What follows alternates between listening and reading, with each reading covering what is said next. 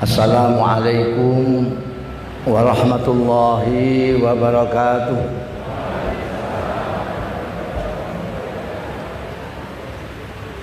Alhamdulillah nahmaduhu wa nasta'inuhu wa nu'minu bihi wa natawakkalu alayhi wa nastaghfiruhu wa natubu ilayhi wa na'udzu billahi min shururi anfusina wa min sayyiati a'malina.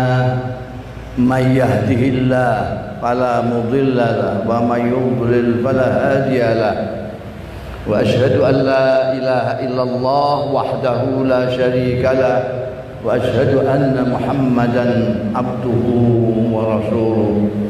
Allahumma fassalli wa sallim wa barik wa tarham wa tahannan ala abdika wa rasulika sayyidina wa maulana Muhammadin wa ala alihi wa ashabihi wa man tabi'a hudah, amma ba'd. Hadaratil masyayikh wal asatidzah al aizza dimaizukum, para sesepuh pinesepuh, khususnya Ibu Sinta Nuri Abdurrahman, Ibu Wiwi Maftuh Basuni, yang terhormat dan yang saya hormati Bapak Saiful Mujab Kakanwil, Kementerian Agama DKI, dan segenap pejabat yang hadir pada malam hari ini, khususnya keluarga besar dari Al-Maghfurlah wal Marhum Kiai Haji Musleh, ibu-ibu, bapak-bapak, khususnya para tamu undangan sekalian yang terhormat. Pertama-tama perkenankanlah saya memanjatkan puji syukur kehadirat Allah Ta'ala yang telah mentakdirkan saya pada malam hari ini bisa ikut hadir memperingati haul hari wafatnya Kiai Haji Musleh.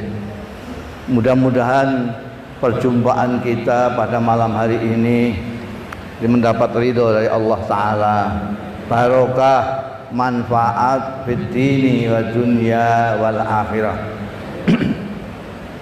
Hadirin hadirat yang terhormat, pada waktu haul Kiai Musleh di Purwokerto, saya menanyakan dan saya jawab sendiri karena tidak ada yang jawab. Saya tanyakan mengapa Nabi besar Muhammad sallallahu alaihi wasallam diperingati hari lahirnya, tapi penerusnya seperti Kiai Musleh ini kok tidak diperingati hari lahirnya, tapi hari wafatnya.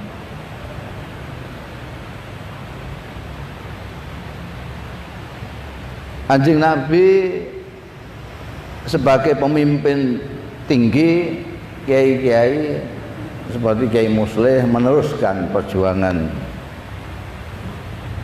Kanjeng Nabi diperingati hari lahirnya, Maulid Nabi. Kiai Musleh diperingati hari wafatnya. Apa Pak Imam Parikesit ini tidak tahu hari lahirnya Kiai Musleh?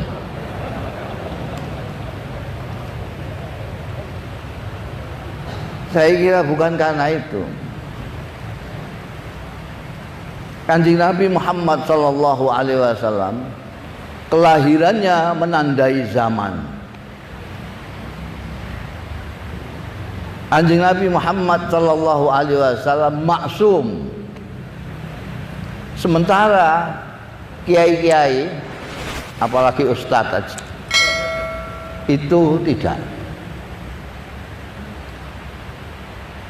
Jadi kita mengadakan haul, peringatan, penghormatan kepada kiai, kepada penerusnya Kanjeng Nabi Muhammad sallallahu alaihi wasallam. Ini setelah sudah jelas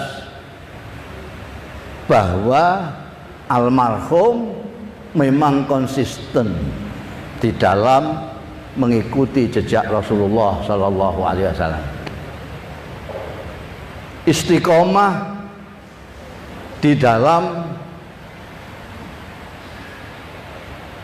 berkhidmah kepada masyarakat, kepada umat. Istiqomah di dalam ibadah kepada Allah Ta'ala. Istiqomah di dalam mengagungkan Allah Ta'ala. Istiqomah dalam menebarkan rahmat kepada alam semesta. Sebab kita tahu, survei membuktikan banyak yang asalnya itu kita gadang-gadang ini dari ustadz akan menjadi kiai, dari kiai akan menjadi wali, belum jadi wali sudah pindah profesi, maklaran apa-apa gitu. Jadi tidak ada khaul, peringatan untuk yang bersangkutan tidak ada, karena sudah tidak konsisten lagi, tidak istiqomah. Karena itu kiai-kiai penerus perjuangannya Rasulullah Shallallahu Alaihi Wasallam yang dikhauli seperti Kiai Muslih ini, saya yakin inilah waliullah. Kenapa? Karena konsistensi. Wali itu cirinya adalah istiqomah. Bukan pandainya, bukan terkenalnya, bukan apa-apanya, tetapi istiqomah. Nilai-nilai yang diajarkan oleh Nabi Muhammad Sallallahu Alaihi Wasallam, istiqomah dilaksanakan. Kiai Muslih tidak hanya sembayangnya, tidak hanya tahajudnya, duhanya, tetapi bagaimana dia berjuang. Beliau berjuang, beliau ikut menata Departemen atau sekarang Kementerian Agama Republik Indonesia ini. Beliau ini sangat barokah waktunya, umurnya barokah sekali. Umur barokah itu banyak. Ada Imam Nawawi, itu berapa umurnya? Hanya 40, 45. Allah yarham Kiai Wahid Hasyim, berapa umurnya? Beliau sudah melakukan hal-hal yang luar biasa banyaknya. Kiai Muslih itu apa yang tidak dilakukan? Tidak hanya pendidikan saja. Ini salah satu sama Pak Imam Parikesit dan saudara-saudaranya, jaga ini. Nahnu nuhyil mauta wa naktubu ma qaddamu wa atharahum. Ini asalnya salah satu asal daripada Kiai Muslih.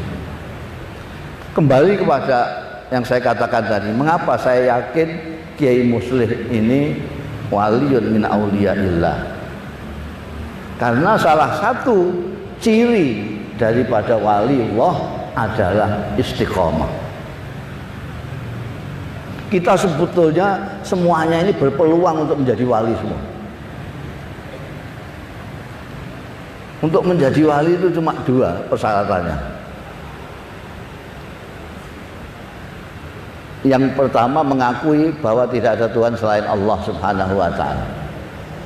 Yang kedua, istiqomah. Yang pertama kita semua sudah, karena kita berpancasila. Sila pertama ketuhanan yang Maha Esa. Istiqomah ini tinggal istiqomah saja. Kalau kita semua bisa istiqomah, kita wali semua. Wali dalam pengertian Quran, bukan wali dalam pengertian DKI. Karena wali dalam pengertian DKI ini gubernur maksudnya. Nggak tahu ini tafsir dari mana.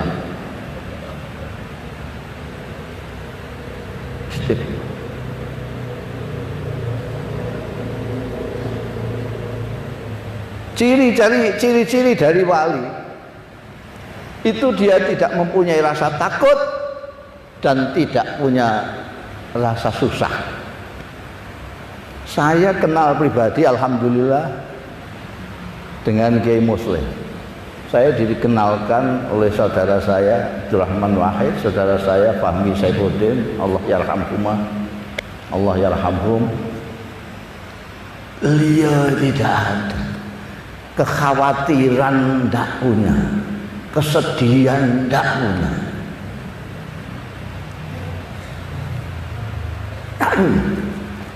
Sementara kita ini khawatir terus, susah terus.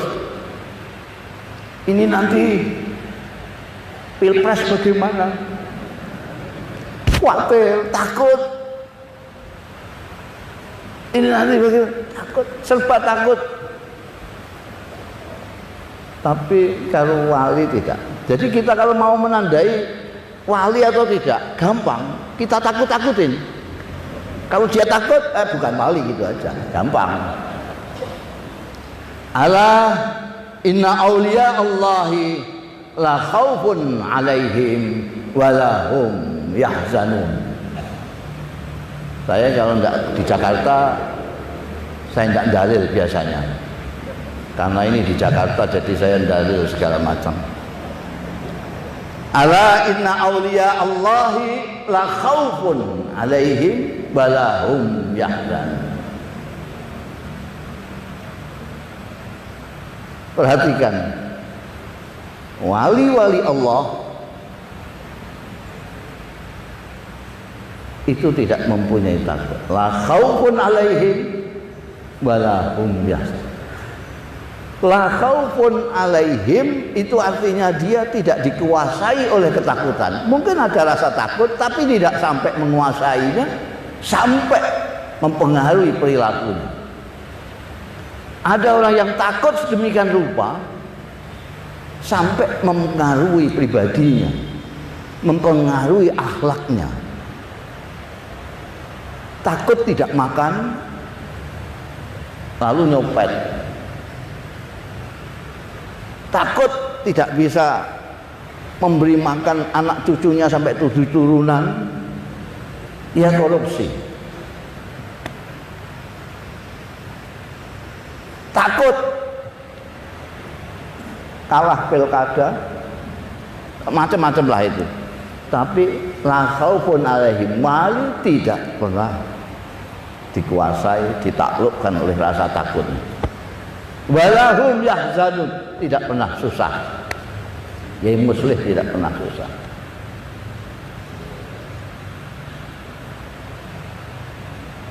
Dan zaman yang seperti ini perlu sekali kita itu mempunyai seperti itu.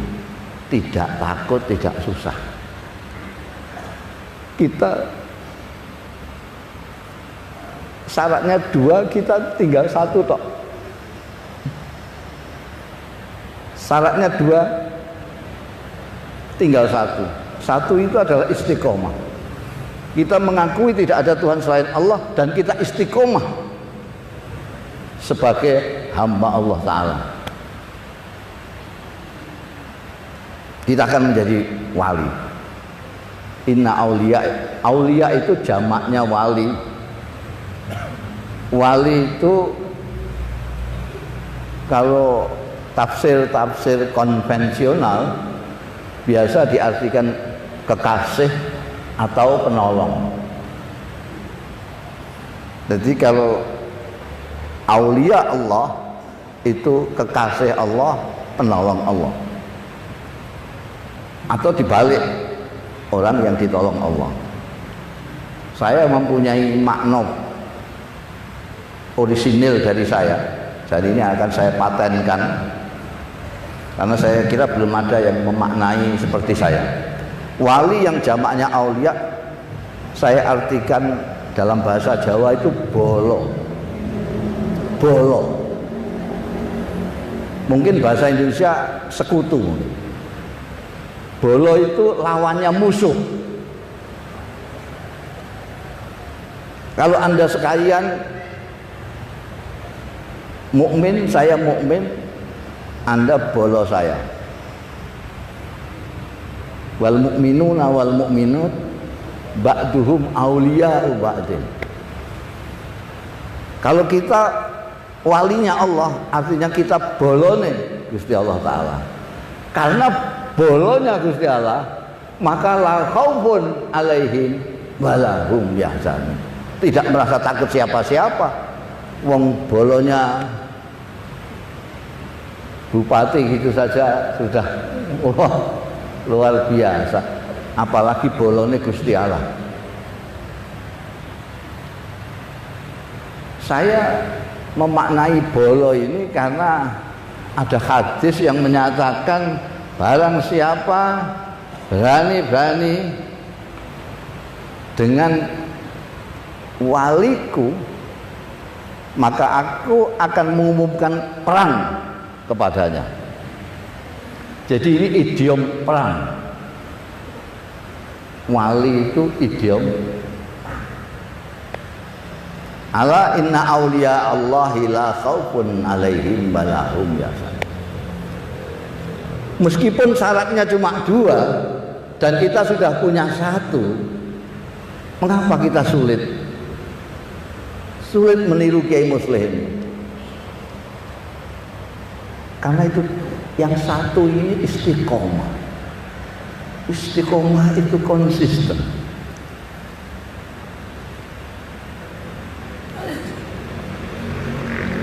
Punya duit, tidak punya duit, yang disembah Allah Ta'ala. Di rumah ataupun di gedung sekolahan ataupun di terminal, Tuhan tetap Allah. Di musola, Tuhannya Allah. Di masjid, Tuhannya Allah. Di ruang sidang yang terhormat, Tuhannya juga Allah. Ada pemilu, Tuhannya Allah. Tidak ada pemilu, Tuhannya juga Allah. Bukan kalau di musola Tuhannya Allah, tapi kalau di pasar Tuhannya keuntungan. Maka ketika di pasar enak saja dia ngibuli orang. Kulaan cuma 200 mengatakan kulaannya 350. Kenapa? Karena Tuhannya sudah tidak Allah lagi. Tuhannya adalah Bati dalam bahasa Jawanya. Ketika dalam keadaan normal Tuhannya Gusti Allah, tapi pada waktu punya kepentingan, maka Tuhannya beralih kepada kepentingan itu.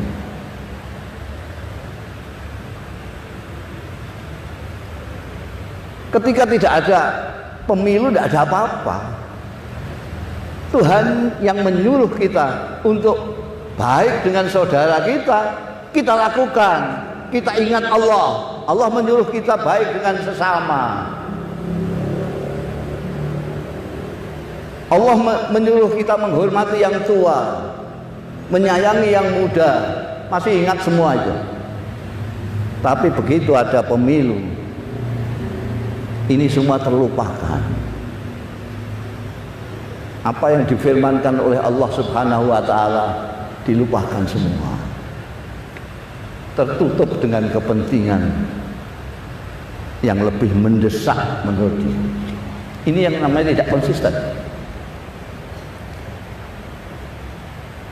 Memang sulit konsisten itu, memang paling sulit. Istiqomah, makanya menjadi bolo atau sekutunya Allah kalau orang itu bisa istiqomah ya. Kiai Muslim mulai berjuang sejak zaman revolusi sampai zaman kemerdekaan. Bayangkan, beliau kawannya Kiai Wahid Hasim, juga kawannya Gus Dur, kawannya Kiai Ilyas dan putra-putranya Kiai Ilyas, kawannya Pak Saifuddin dan putra-putranya Pak Saifuddin, masih konsisten terus menebarkan kebaikan kepada sesama. Nilai-nilai yang diajarkan oleh Rasulullah Sallallahu Alaihi Wasallam dilakukan dari masa ke masa. Apa kira-kira kiatnya itu? Orang kok bisa istiqomah seperti itu? Menurut saya, kiat yang paling ampuh untuk kita bisa menjadi orang yang konsisten istiqomah adalah kesederhanaan. Ini yang orang Indonesia sudah banyak yang tidak memiliki lagi. Sederhana itu tengah-tengah. Dalam bahasa Jawa sakmadya. Kita itu sudah kesulitan untuk berbuat sederhana. Padahal ini leluhur-leluhur kita, mulai dari nabi-nabi sampai wali-wali sampai kiai-kiai zaman dulu itu ciri khasnya adalah kesederhanaan. Tidak berlebih-lebihan. Kita itu nun sewu suka berlebih-lebihan karena tidak membiasakan sederhana. Sederhana itu di tengah-tengah begini. Dan ini ajaran dari Nabi Muhammad Sallallahu Alaihi Wasallam dan nabi-nabi sebelumnya. Kenapa?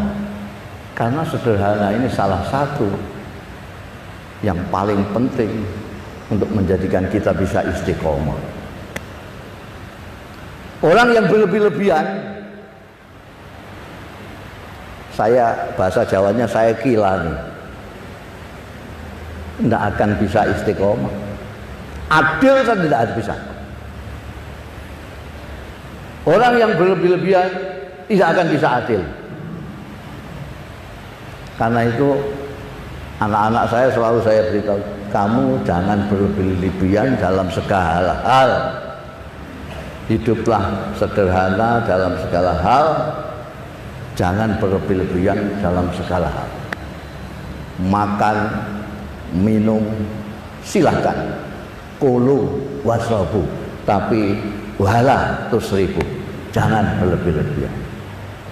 Sampai dalam beragama tidak boleh, hulu itu tidak boleh. Karena berlebih-lebihan ini membuat kita tidak bisa bersikap adil sejak dalam pikiran. Apalagi kalau berlebih-lebihan dalam menyintai ataupun membenci.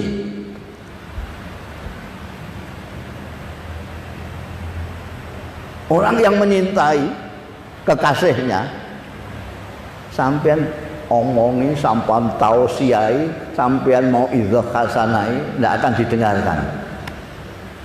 Apalagi sampean ejek, tambah enggak. Masa begitu kamu cinta itu bagaimana? Hidungnya pesek gitu kok.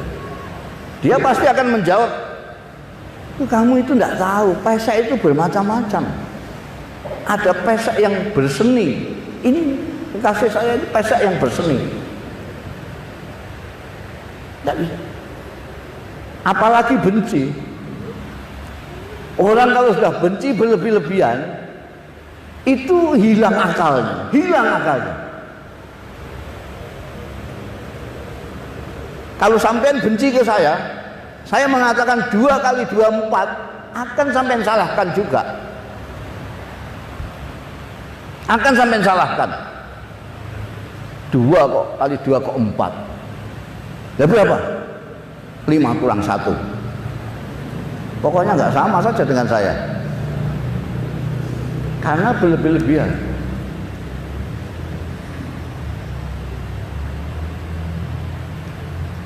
Menyintai berlebih-lebihan, benci berlebih-lebihan. Sekarang Anda bisa lihat itu di medsos di mana-mana itu. Orang pinter-pinter tapi tidak gunakan pinternya sama sekali. Hilang akalnya semua. Diberi sesuatu yang objektif juga tidak bisa menerima. Karena yang dilihat bukan makol lagi, tapi mangkol. Dulu itu orang melihat makol. Unzur makol, balatanzur mangkol. Lihatlah apa yang dikatakannya. Jangan lihat orangnya. Itu sekarang nggak payu, nggak berlaku. Sekarang lihat orangnya dulu. Orangnya dulu. Malah sekarang sudah orangnya saja sudah tidak ada sekarang ini. Yang ada cuma cebong sama kampret. Sudah nggak ada manusia sekarang ini. Yang bisa berpikir dengan jernih itu hanya manusia. Yang dimuliakan oleh Allah adalah manusia. Walaqad karramna bani Adam. Bani Adam itu manusia. Bukan cebong, bukan kampret, bukan curut, bukan ular, bukan buaya darat, bukan. Tapi manusia. Walaqad karramna. Jadi sebetulnya kalau kita ingin dekat dengan Allah Subhanahu wa taala, ingin tetap dimuliakan Allah taala, mudah sekali. Kita tetap jadi manusia saja sudah. Sudah cukup dengan jadi manusia, tetap jadi manusia saja. Sudah. Enggak usahlah kepengen jadi yang macam-macam. Tapi syaratnya ya sederhana. Sederhana. Kalau kita sederhana, berpikir kita jadi jernih, tengah-tengahan. Bisa apa namanya? Pikiran kita bisa jernih. Kalau berlebih-lebihan, tidak akan bisa.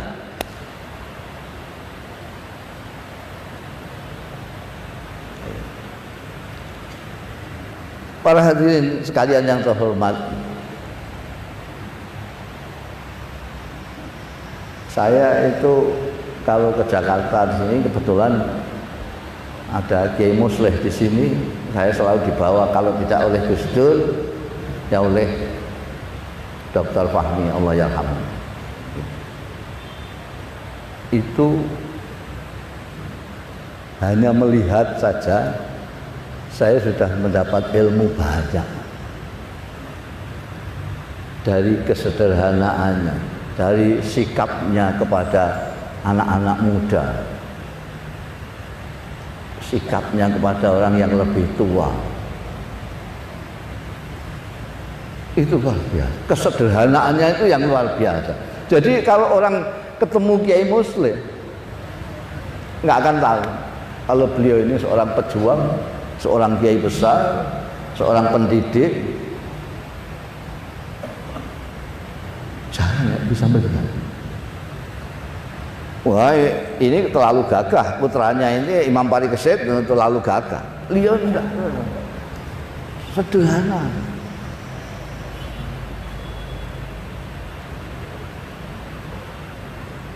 Anak muda ngomong didengarkan dengan penuh perhatian. Orang nggak begitu pintar ngomong dengan beliau, beliau sudah tahu apa yang diomongkan, didengarkan.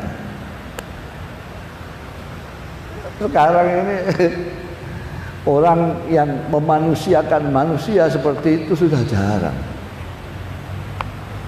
Mempertahankan kemanusiaannya saja sudah jarang, apalagi memanusiakan manusia. Beliau ini memanusia, tidak pandang bulu. Asal dia manusia, dimuliakan karena Allah memuliakan manusia. Silahkan Anda tanya kepada mereka yang mengalami berjumpa dengan almarhum.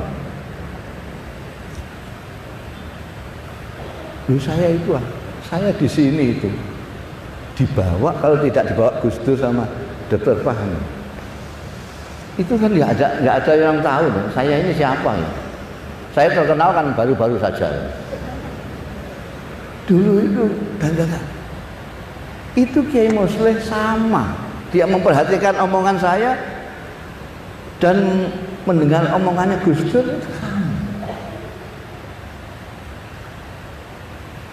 Saya lalu membayangkan, jadi ini tokoh kiai, kalau ingin tahu tokoh kiai penerusnya Kanjeng Nabi, kalau kita melihat perilakunya, kita akan membayangkan kalau kiainya saja kayak begini, kayak apa Kanjeng Nabi itu. Kalau kita ingin melihat orang baik, kita naikkan ke atas. Ini kok ada orang kok baiknya begini, lalu Nabi Muhammad itu kayak apa? Padahal ini cuma setetes dari samudra Nabi itu. Ini sudah begini.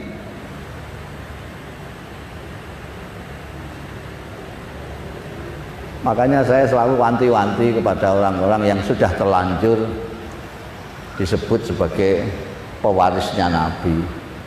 Mohon maaf ini. Saya selalu wanti-wanti, mbok tolong orang-orang awam itu dikasihani. Mereka mungkin tidak sempat atau waktunya sudah terlambat untuk mempelajari firman-firman Allah sendiri. Tolong jangan disuruh melihat kitab suci langsung. Jangan suruh mereka melihat Quran sendiri. Tapi Anda yang bisa baca Quran, yang paham Quran, tolonglah mereka dengan cara melakukan apa yang ada di dalam Al-Quran. Tampilkanlah perilaku Qurani. Mereka yang tidak sempat mempelajari Kanjeng Nabi Muhammad Sallallahu Alaihi Wasallam, tolong sampean tampilkan perilaku Kanjeng Nabi Muhammad Sallallahu Alaihi Wasallam supaya orang-orang awam ini bisa melihat, oh begitu itu. Oh begitu itu ajarannya Kanjeng Nabi. Oh itu dawuhnya Allah itu. Jangan dibikin bingung. Jangan dibikin bingung. Kanjeng Nabi ke barat, sampean ke timur. Padahal sampean sudah kadung disebut pewarisnya Nabi. Ini kan repot nanti mereka ini. Ini pewarisnya Nabi kok. Nabi ke barat, dia ke timur. Nabi lembut, kok dia kasarnya kayak gitu. Nabi sering mendoakan baik kepada orang, kok dia sering melaknat orang. Ini malah bingung, masyarakat itu bingung. Tolonglah Anda yang tahu Nabi, bantu mereka-mereka itu supaya bisa melihat Anda dan kenal dengan Nabi Muhammad Sallallahu Alaihi Wasallam.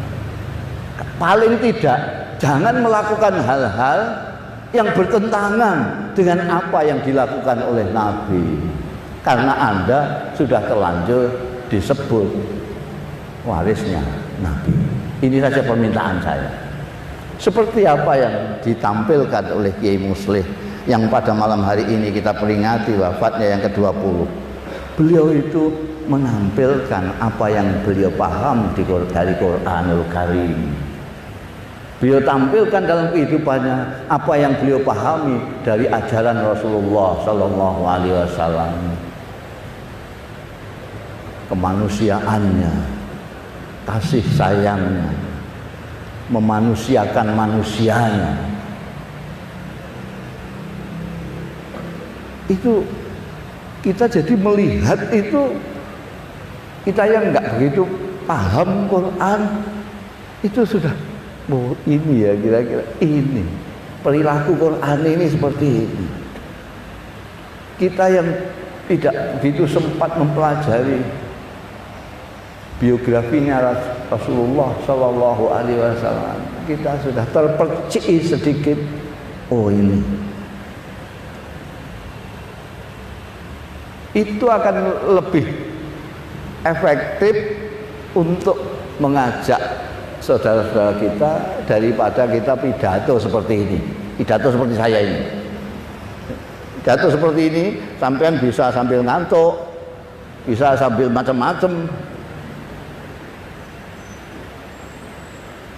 Tapi kalau melakukan sesuatu yang sesuai ajaran, mungkin tidak terlalu banyak kata-kata, tidak terlalu banyak pidato, tak terlalu banyak tausiah. Orang sudah mudah melihatnya. Saya kira saya sudah bicara hampir 1 jam. Nanti saya kira terlalu panjang saya ngomong, nanti terlalu menyita waktu jenengan. Ini orang Jakarta, bukan, kalau saya di daerah enggak pakai begini ini, enggak pakai basa-basi begini. Ini orang Jakarta itu orang sibuk semua, orang sibuk. Kalau Purwokerto ini enggak begitu sibuk ini, jadi akan mendengarkan semalam suntuk ya enggak apa-apa. Tapi orang-orang Jakarta ini ditunggu pekerjaan segala macam. Ya, saya harus mempertimbangkan itu semua, sehingga inti daripada yang ingin saya sampaikan adalah marilah kita contoh kesederhanaan dari Kiai Muslim. Kesederhanaan. Saya tidak meminta Anda yang lebih tinggi dari sederhana. Yang namanya zuhud sekarang tidak ada. Ada satu Kiai Husain dari Cirebon itu bikin buku tentang Gus Dur, judulnya Zuhud. Jadi dari Gus Dur dikembangkan oleh beliau untuk mengajak orang zuhud. Saya bilang sama Kiai Husain, tidak akan laku ini bukumu. Buku sampai tidak akan laku. Wong zaman kayak gini kok ngajak orang zuhud itu gimana? Orang lagi suka-sukanya sama dunia kok diminta zuhud. Orang lagi suka-sukanya duit kok disuruh jangan terikat duit. Tidak laku buku ini.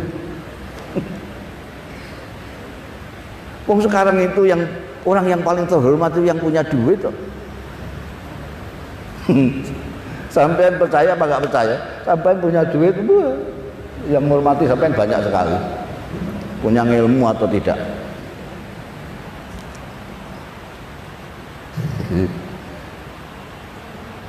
Sederhana sajalah, tidak usah zuhud. Zuhud itu sudah terlampau tinggi buat kita zaman yang sudah melewati kiamat ini. Konon kiamat 2012 lah, ini sudah 2019, sudah kelewatan makhluk yang. Jadi sederhana saja, kayak Kiai Muslim. Kesederhanaan Kiai Muslim itu yang membuat beliau tetap awet muda, membuat beliau itu bisa melakukan sesuatu yang tetap objektif, keadaan kayak apapun tetap istiqomah.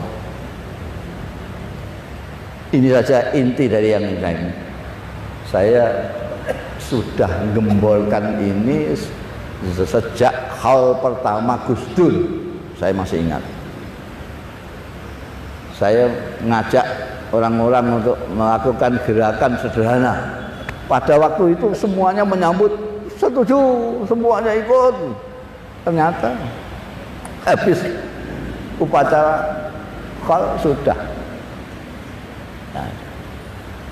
Minimal sederhana di dalam berpikir untuk menjaga jangan sampai akal kita hilang.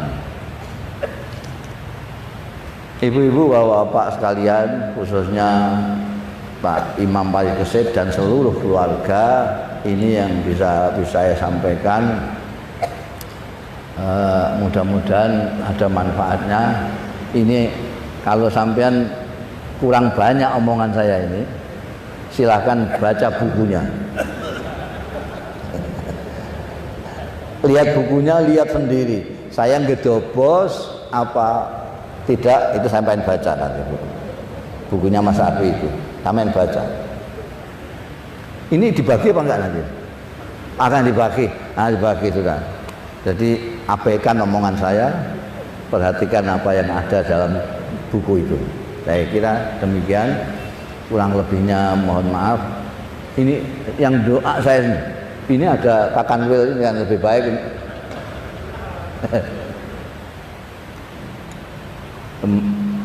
Mari kita berdoa. Apa enaknya doa apa enaknya? Saya itu orang yang tidak biasa memutuskan sendiri, selalu rembukan sama orang. Saya kalau mau ngimami juga saya bilang sama makmum, baiknya ini ayat suratnya panjang apa pendek, sabihis sama hal ataka apa kulhu sama inna atau inna. Suara terbanyak itu yang akan saya pakai, jadi pakai voting saya kalau mau jamaah itu. Sekarang juga gitu, enaknya doa apa?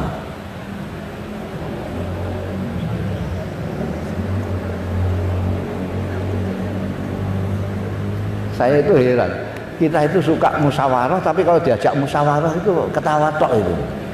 Heran deh. Kita mau doa untuk diri kita sendiri, apa untuk lingkungan kita juga, keluarga kita, apa juga untuk Indonesia.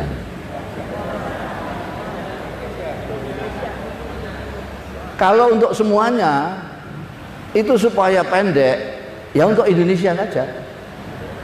Ya kan? Karena kita semua orang Indonesia. Jadi Indonesia baik, berarti kita baik. Kalau kita doakan diri kita, saudara kita, keluarga kita, bangsa kita, kadoan, lama-lama dongane. Kalau Indonesia dan bangsa Indonesia kena semua. Gimana, setuju?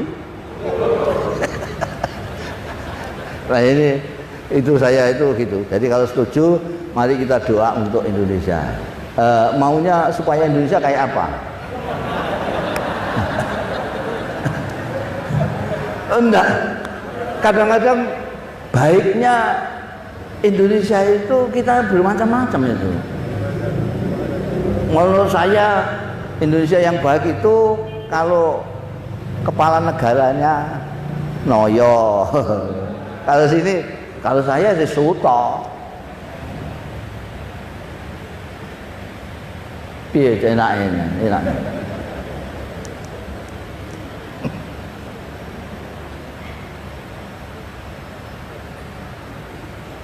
Gimana Pak? Itu yang sepuh-sepuh itu gerundel mau doa apa mau nambahi tausiah ini.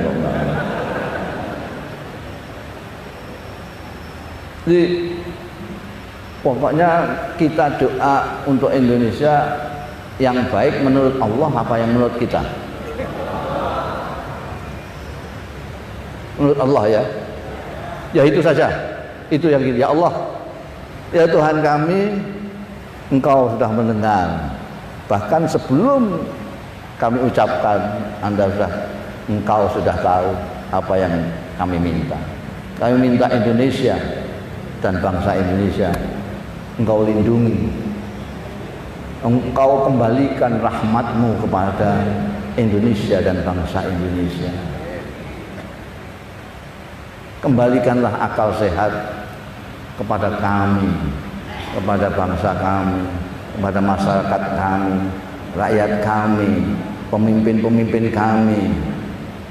Berikanlah pencerahan kepada kalbu dan akal pikiran pemimpin-pemimpin kami agar tahu mana yang manfaat kepada umat, kepada masyarakat, kepada rakyat, dan mana yang madarat dan tidak berguna bagi masyarakat, umat, dan rakyat Indonesia.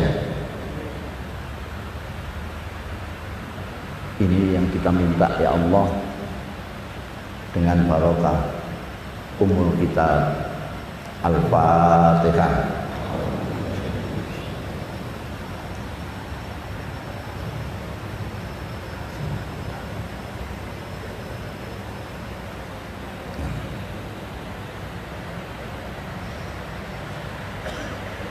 Saya sangat yakin Allah tidak hanya mendengar tapi mengasihi Anda sekalian, mengabulkan permintaan Anda. Demikian kurang lebihnya mohon maaf. Wallahu yuwaffiquna ila ma fi khairul Islam wal muslimin, khairul Indonesia wa Indonesiyin, wa astaghfirullahaladzim li wa lakum wal afu minkum. Wassalamualaikum warahmatullahi wabarakatuh.